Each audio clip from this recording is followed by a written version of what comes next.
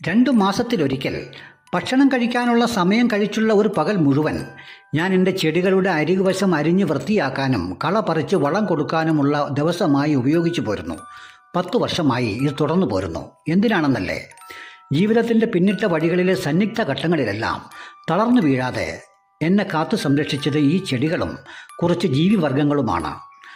നമ്മൾ അവയെ പരിപാലിക്കുകയും സ്നേഹിക്കുകയും ചെയ്യുമ്പോൾ അവ നമ്മോട് ചേർന്ന് നിൽക്കുകയും അവ സംവദിക്കുകയും ചെയ്യുന്നു എന്ന് ആധുനിക ശാസ്ത്രം.